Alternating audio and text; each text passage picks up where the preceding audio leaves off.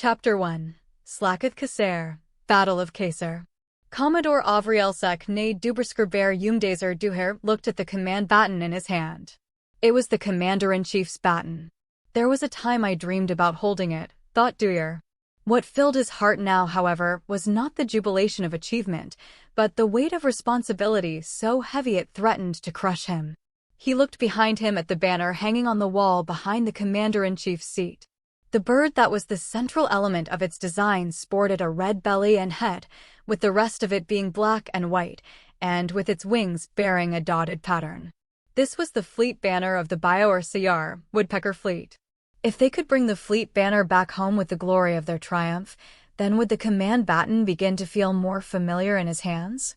The fleet was drawing toward its destination, the Sod Kasser, Kasser Portal. Commander-in-Chief, said the Chief of Staff, Associate Commodore Bon. The enemy fleet's war power has been fully analyzed. Duher nodded.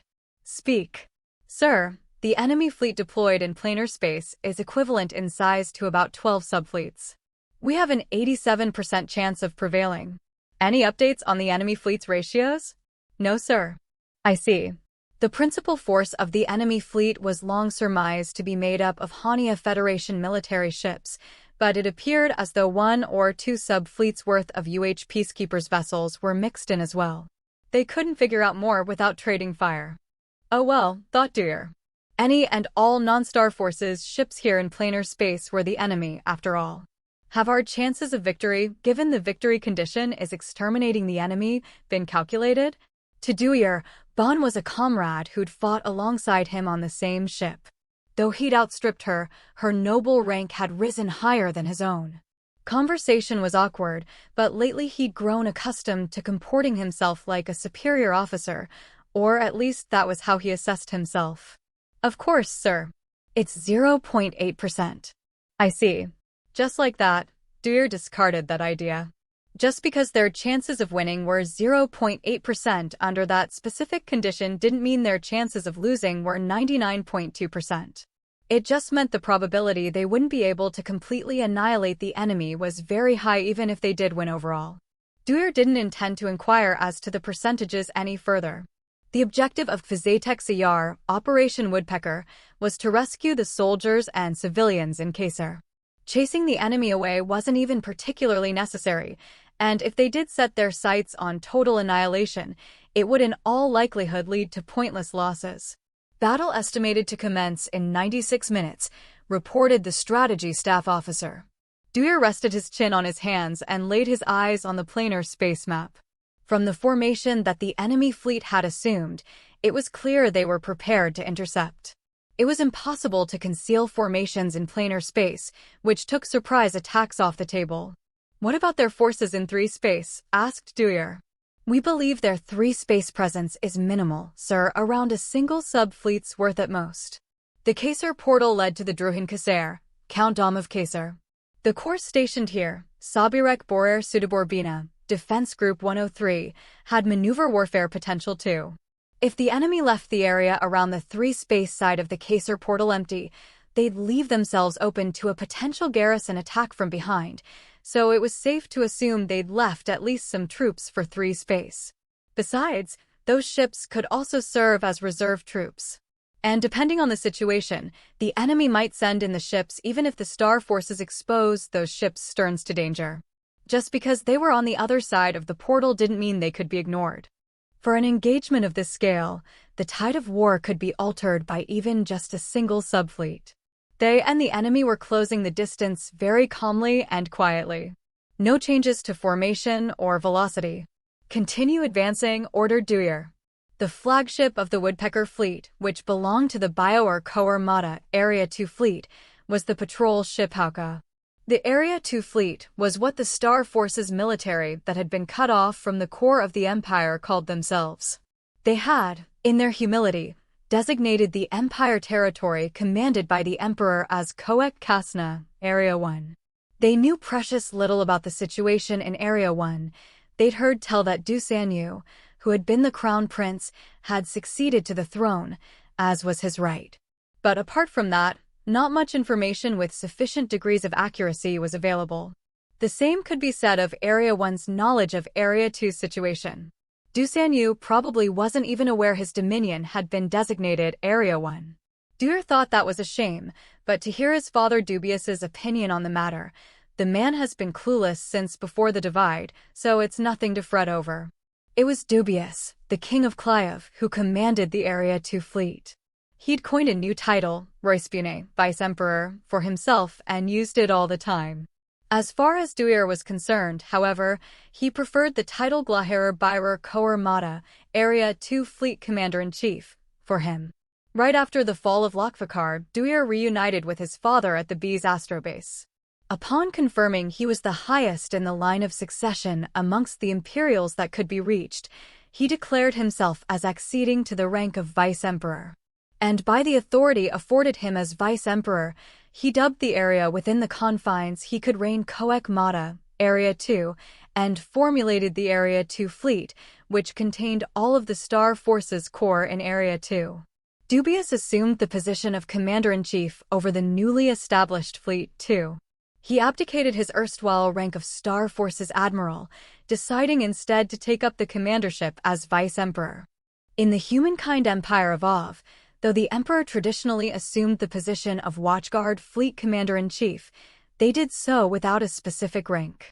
In the Star Forces, Emperor could be interpreted as the official title of the highest commander in addition to being a rank in and of itself. Dubious was simply following that example.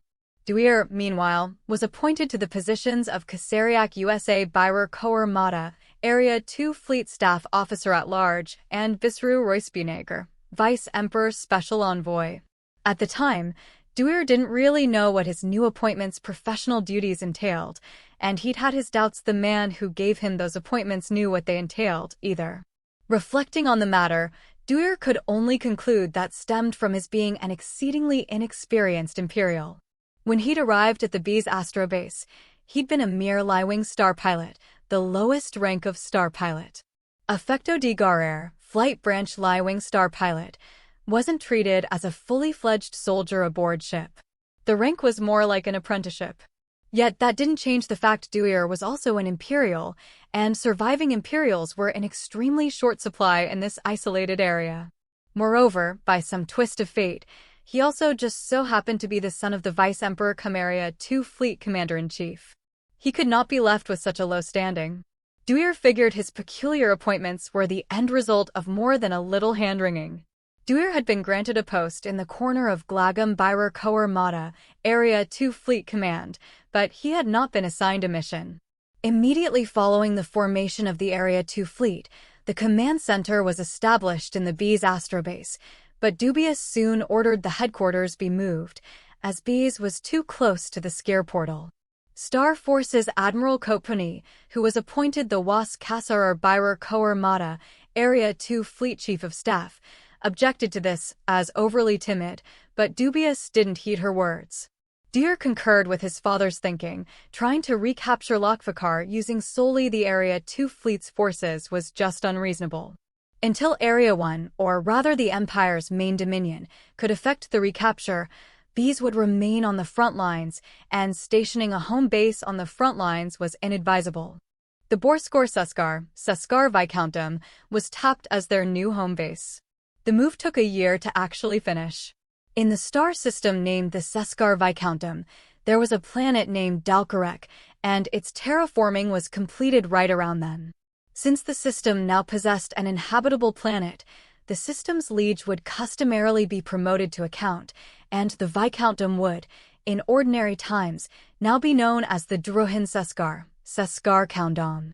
Yet the Emperor could not currently be contacted, and, even worse, the Bear Seskar, Viscount of Seskar, and their heir went missing during the fall of Lokvakar. The command center wasn't the only thing that got moved to the Seskar Viscountdom. The construction site that got transferred from Lokvakar to the Bees astrobase was afterwards transferred again to the Viscountdom. It was the sole construction site in all of Area 2 capable of producing space-time bubble generators.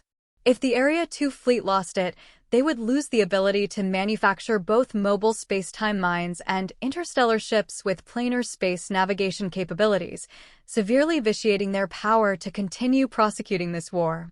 These continued to be an important Area 2 Fleet frontline base of operations even after it stopped being the central command center, but 3 years after Lokvakar's fall, it fell into enemy hands. Between the founding of the Area 2 Fleet and the fall of the B's Astra base, Duyur had been far more swamped with affairs of state compared to military affairs. As the Vice-Emperor's special envoy, he'd been tasked with negotiating with land world administrations. He had to make sure the supply of personnel remained stable. The Star Forces hired a large number of landers. The vast majority of NCCs were landers, and warships could not be operated at full capacity without them. Back when the Empire was prosperous, the Star Forces never had to worry about the supply of personnel from land worlds. There were land worlds that weren't so cooperative, but there was no shortage of societies willing to actively send out their talented young people, either. Sadly, the fall of Lokvakar was undermining the happy bond between land worlds and the Star Forces. It was not the Empire's way to impose information blackouts, and even if it was, it would have been impossible to hide the fact that the Empire had drastically shrunk. The attitudes of land world citizens suddenly changed, too, as made clear by the precipitous drop in people applying to be military personnel. There were even some land world administration officials who wanted the Star Forces recruitment centers gone. It was during such trying times that Duyur was dispatched. His job was to persuade them to cooperate with the Empire. In the past, such a thing would have been unthinkable. In truth, disaffection among land world administrations was not uncommon even during the era of prosperity. But while the Empire largely hadn't bothered negotiating with land world administrations, it was now forced to. That didn't mean they sent troops to those land worlds. That was reserved for when a land world erupted into civil war. They just thoroughly ignored them. And ignoring them was synonymous with blockading them. It cut them loose from the Empire's economic sphere. There were land worlds that held on for decades after getting isolated, but to the Empire of the past, that was far from backbreaking. Losing a land world or two would not strike a blow to the Empire's economy, and there was enough overall wealth generated to ensure the livelihoods of the grandees that governed those rogue planets. That being said, nobles typically felt humiliated by the idea of living on an annual stipend from the Empire, so they would try to persuade the land world administrations under them by any means available, and in most cases, the administrations would ultimately listen to the Grandees' Council. The Empire's circumstances were different now. Each individual land world was a vital part of the Empire's economy, and if the supply of personnel was disrupted, maintaining the Star Forces would become a tall order indeed. Cases where grandees were having trouble persuading land world administrations were on the rise, and more than a few territory nations lacked a liege to begin with. Ever since the dividing, many nobles' whereabouts were still unknown. Has the Empire ever been this dependent on its land worlds before? Thought Duyur. It was a miserable thought. The Uv took pride in being the spacefaring race, the kin of the stars. But without land worlds, they would wither on the vine. As of now, he could still just negotiate with land world administrations, but he was racked with anxiety over the possibility that sooner or later, he might be ordered to go around entreating landers to enlist in the military directly. Of course, Dubious was not so callow as to demand his young son exhibit the skills and finesse of a veteran diplomat. Government officials and bureaucrats were the ones conducting the actual negotiations. All that was expected of Duyur was to show up and make sure people knew he existed. In other words, by dispatching the Vice-Emperor's prince, Central could display just how seriously they viewed those negotiations. That Duyur's worth lay in his genes was by no stretch of the imagination a pleasant feeling, but it was Avriel tradition to give their youngsters missions beyond their experience and allow them to learn in the field. As such, even though Duyur was just window dressing at the moment, he did sometimes regard the experience in a positive and forward-looking manner. He was building up his practical skills this way. Then again, it wasn't as though Duyur had been aiming to be a bureaucrat. Duyur didn't look down on government officials, but he was born in Avriel, so he wanted to live as a soldier. Thankfully, perhaps, he was being given comparatively more military affairs to do ever since the fall of Bees. His Vice Emperor's Special Envoy title didn't change, but his other position, Area 2 Fleet Staff Officer at Large, became Manuas later, Defense Ship Captain, and then became Squadron Senior Staff Officer. Before the forming of the Woodpecker Fleet, Duer was the Vice Emperor's Special Envoy cum Commandant of the Recon Subfleet Sasumek. In point of fact, he hadn't stopped being the Commandant of the Sasumek.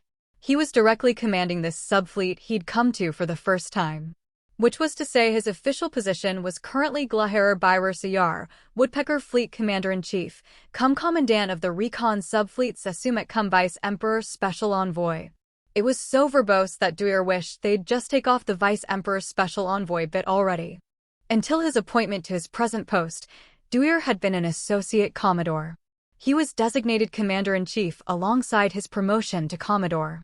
He'd been afraid he'd still be window dressing and that the experienced staff officers would do the managing, but those misgivings proved unfounded.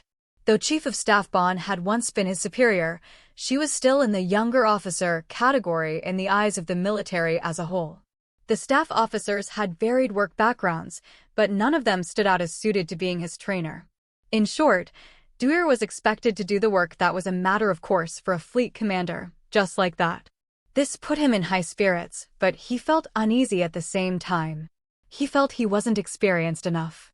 He'd only been deployed to the front lines a relatively small handful of times. The number of years he'd served wasn't really fleet commander level either. In peacetime, it was doubtful he'd even have made hectocommander by now. Then again, fast-track promotions were a fact of life in the Area 2 fleet. Even some gentry received exceptional promotions that were unheard of before the war. That was just how short on manpower they'd gotten. Some people who had been Liewings during the fall of Lokvakar, like Duer, were now entrusted with the rank of Commodore, though of course they numbered quite few. Duer didn't think he was on the same level of outstanding merit as those people. If I were Leifier, thought Duer, I bet I'd be able to execute my mission much more breezily. Duer remembered the older sister from whom he was now separated as brimming with confidence at all times. He had no idea how she was faring now. Information regarding Area 1 came in a trickle, and all they could know for sure was that the enemy was deliberately poisoning the well with misinformation mixed in. Fortunately, they could tell with certainty from the moves taken by the enemy that Area 1 still had considerable power. Enemy fleet entering mine-firing range shortly, said Bon, snapping Duer back to reality. Have the battle line ship corps prepare for mine battle, ordered Duer. The interbubble communication spread from the flagship Hauka like a ripple in the fabric of planar space. Preparations for mine battle complete. How long until we reach the optimal point of fire? Asked Duer. ETA in 783 seconds, she replied. Start counting down at E-10. Roger that. However, the enemy fleet fired their mines before that countdown could begin. This is likely the enemy's full power, reported the Kaseriak Riarog, information staff officer. They surmised the enemy had fired all of the mines they had in stock. Perhaps they left a few unfired, but that number had to be very low. Commander-in-Chief. Bon cast him a quizzical glance. Keep going according to plan, said Duer. Soon enough. The estimated time had come. All battle line ships, commence Haksashik Sunsar, 1/4 mine battle. 1/4, sir, said Bon. I believe that might be on the weak side even for a counter-volley. Let's believe in our defense ships. Understood, sir. And so the Woodpecker fleet fired their own mines, but only its battle line ships fired them. A fair number of patrol ships belonged to the fleet, and they had their own mines loaded aboard. Those were to be reserved for another occasion. The opposing swarms of mines intersected. The Allied mines had the indispensable role of decreasing their enemy counterparts and protecting the ships behind them. The Star Forces side had narrowed their objective to wiping out the enemy's mines. The swarms of mines ate into each other's numbers, but the enemy swarm had the superior numbers, and the half that survived the counter-volley closed in on Allied ships. Escort squadrons were lined up on the front row of the Woodpecker fleet. They were corps made up of defense ships, which specialized in defending the fleet against mines. Defense ships were not prime prey for mines, since their odds of success against them were scant, and even if they did hypothetically manage to shave off the opposing side's anti-mine defenses, it would bear minimal impact on the overall battle. This was the only opportunity a defense ship had to take center stage. During the initial forming of the fleet, Dewar expended every effort to scrape together 4 escort squadrons to add to the defense ships he'd been given, as he wanted to economize his mines. Now, his hard work was paying off. The Woodpecker fleet's defense ships absorbed the enemy mines, letting next to none of them through. "Enemy fleet now falling back," reported the information officer. Dewar ordered a change in formation, and the defense ship corps withdrew to the rear. The other classes of warship moved ahead. The formation was now wedge-shaped, and the recon subfleet Sasumek, which was under Dewar's direct command, took that wedge's center position. The Woodpecker fleet continued to advance even as it rearranged itself, albeit sluggishly. It sped up slightly after the change in formation was complete, but since they had to match speeds with massive battle line ships, the pace remained relaxed. The enemy fleet was retreating at even slower speeds, and the distance between them kept narrowing. "All battle line ships, commence full-power mine battle," commanded Dewar. Now all of the mines the battle line ships kept back were fired. Dewar issued another command without waiting for the mines to land. "Charge!" The battle line ships, having fired all of their ammo, fell back, and the patrol and assault ships zoomed forward. Raid ships would have been the most useful at this stage, but sadly, the Woodpecker fleet didn't have any, as it had prioritized defense ships. Enemy fleet reopening mine attack. Small space-time bubbles split off from the enemy bubbles they originated from. It looked as though they'd left aside a modicum of mines. A mine counterstrike. "They must want to protect either their flagship or a ship of equal importance," said Bond. "Whatever they want to protect is estimated to be here." Part of the enemy fleet became circled by a red line. "I hereby call this group the enemy anomaly." Dewar nodded. "So that anomaly has solid defenses. In that case, let's move out of the way." Dewar pointed at the Allied ship's planned course on the planar space map using his command baton. With a flick, he made that line shift. He extracted another 2 assault squadrons and designated a special route. He would have them advance to a position where they could square off against the anomaly, which could be the flagship or a ship affiliated with it, but which could also be an elite corps sent in during this crucial phase of the battle. In fact, it could very well be both of those things. They needed to keep it in check. Bond gazed at the planar space map and flashed Dewar a smile that screamed, "You got it. That's the correct decision." This delighted Dewar, but the very next moment, he grew annoyed at himself for being so pleased.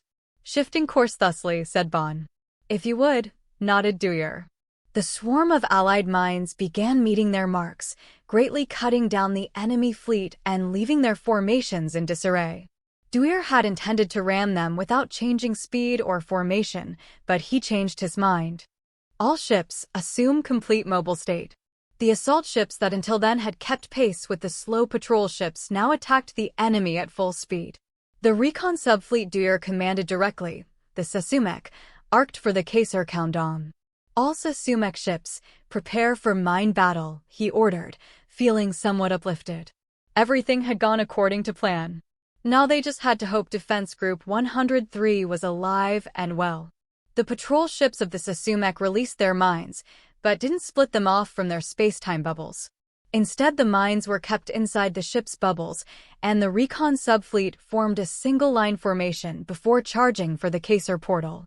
"All ships, split off your mines." Firing the mines into the portal was an attack on the enemy ships lying in wait in 3 space. And the mines fired this time around by the ships of the Sasumek had another very important role, transmitting a message to the Allies that were doubtless still alive over in the 3 space side. In many cases, it would be arranged such that mines and vessels rushed into the portal at the same time, but this time they were staggered. However, several conveyance ships did transition to 3 space simultaneously alongside the mines. These conveyance ships, of course, carried the same message from the same command center, but they hadn't the time to stick around for a reply. Their main purpose was reconnaissance. Entering 3 space, then endeavoring to get a grasp of how matters stood at the same time the message was transmitted. But they only had mere moments to remain there. The conveyance ships transitioned back to planar space, and space-time fused with their mothership's bubbles to relay the information they'd collected. Aboard the flagship Hauka, Dewar observed the planar space map. Allied ships were pushing the enemy back, and no one could obstruct the recon sub-fleet Sesumek's path.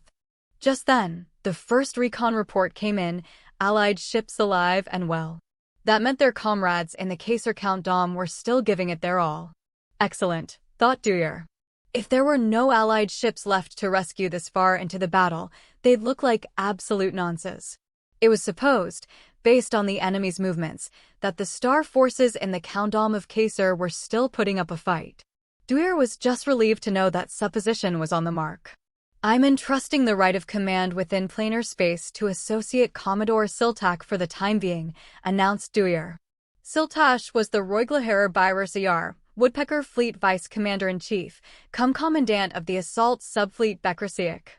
He'd of course been notified of the possibility that the right of command would be assigned to him in advance. As such, they could keep the interbubble communication code informing him nice and short.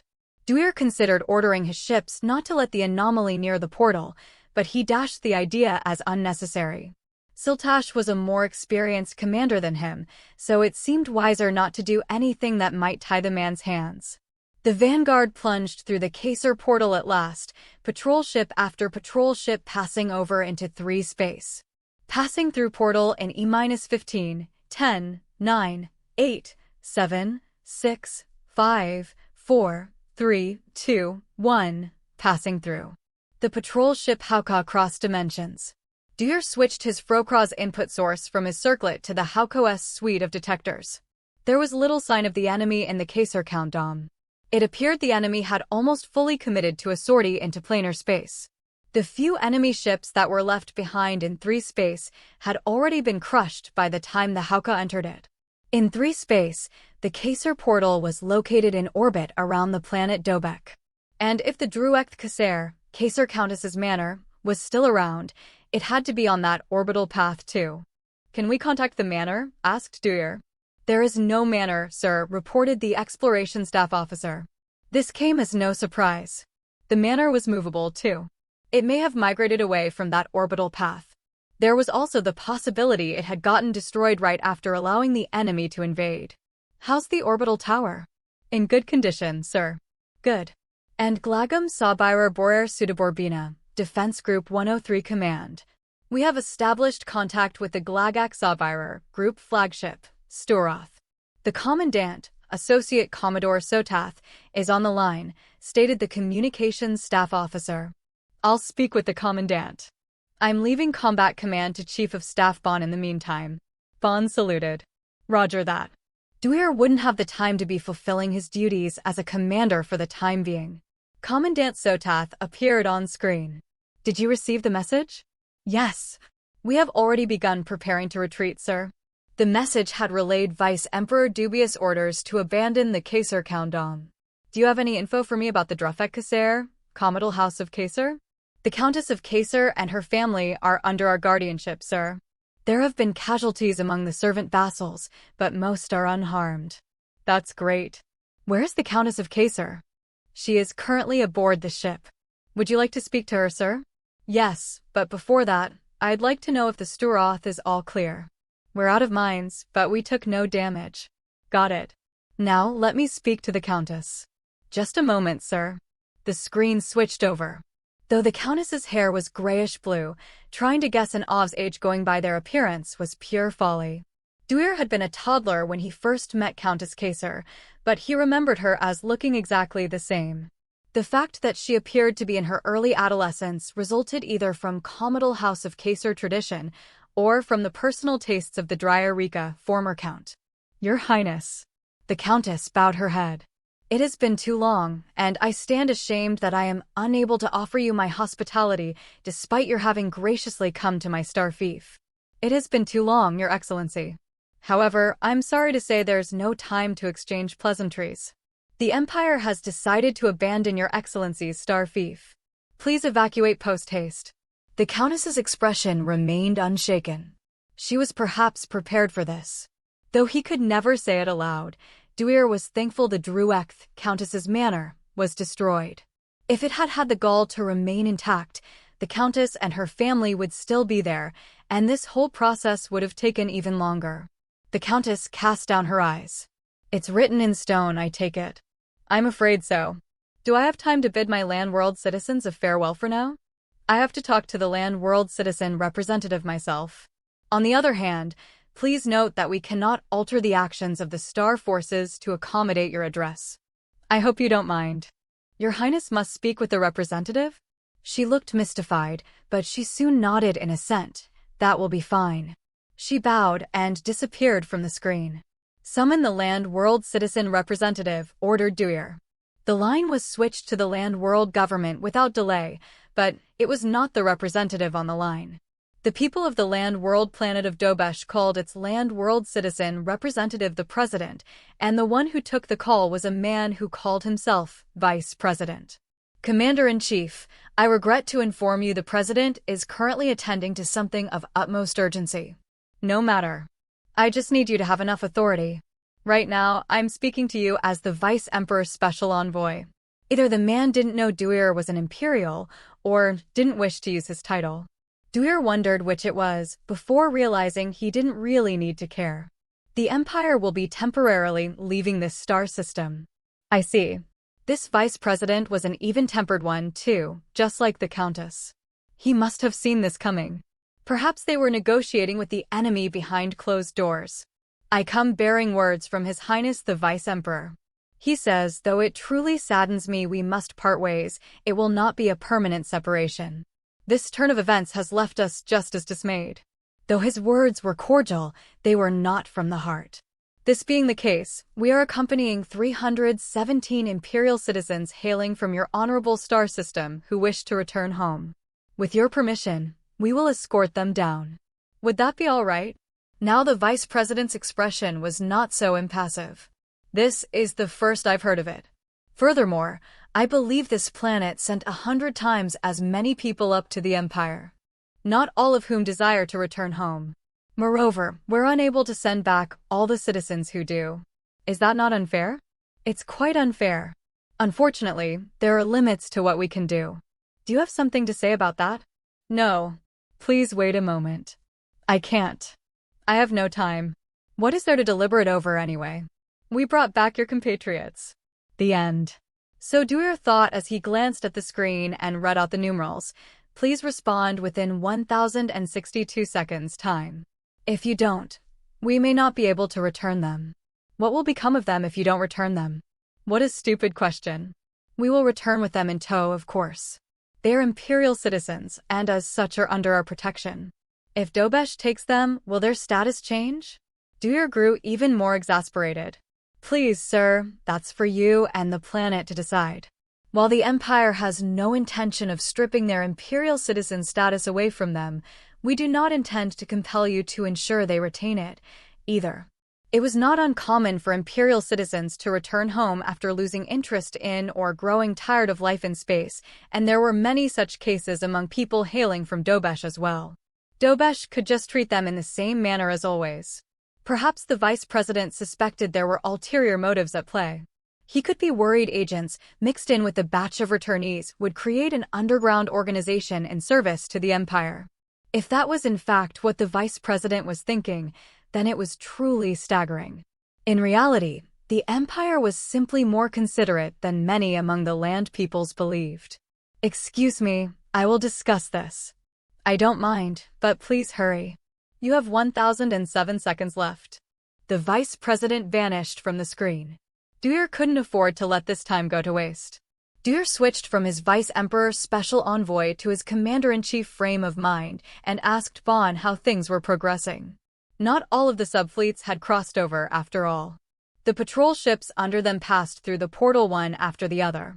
There were no enemy ships to impede them, and Defense Group 103 had more than half of its war potential left. Conveyance ships made frequent round trips between dimensions, allowing both sides to transmit intelligence. I don't think we really need any further firepower on this side. What do you think? Asked Dewey. I agree. Bond smiled her Bond smile and nodded. Then have the remaining ships secure the Caesar portal over on the planar space side. Roger. Just then, the Vice President returned on screen. We will accept them. Please instruct us as to the specific procedure. I'll switch the line to the officer in charge of that. Dewey cut his talk with the Vice President there. His duties as Vice Emperor's Special Envoy were now over with.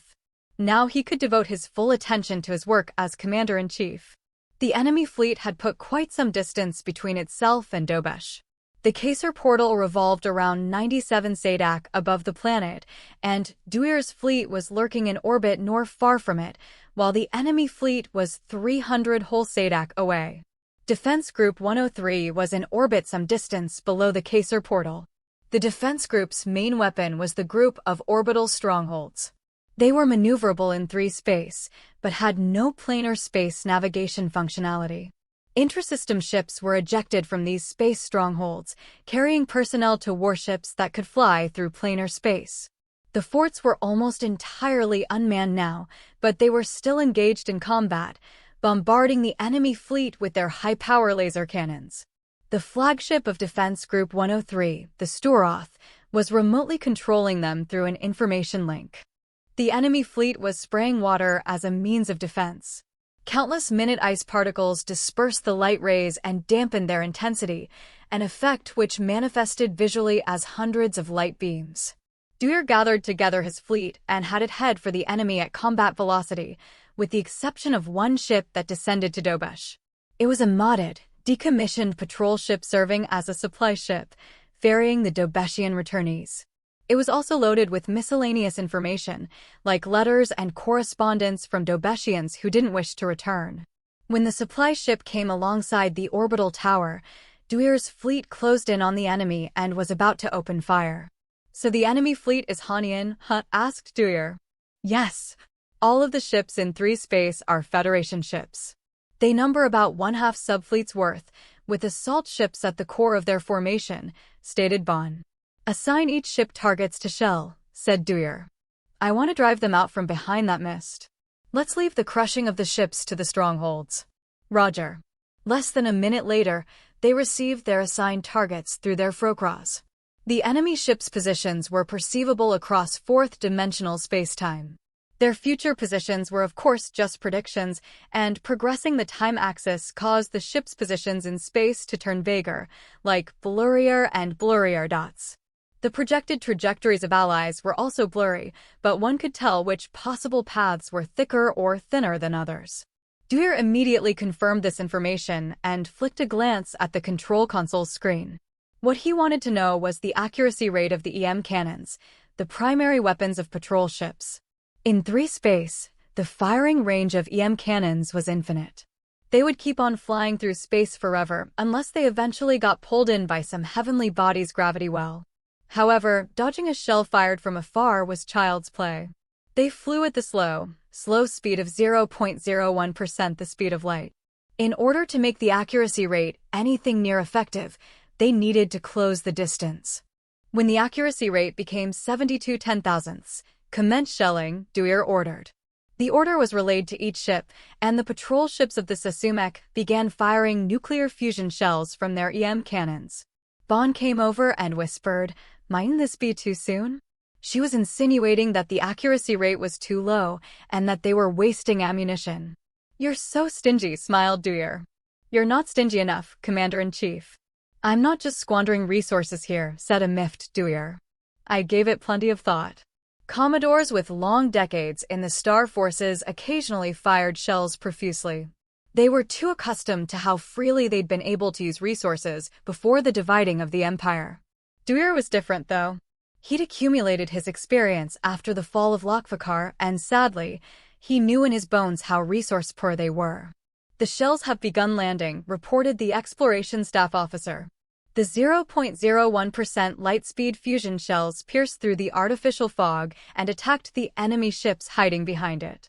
There were no direct hits, but the enemy fleet had begun actively avoiding them, crawling out from behind the broom of ice.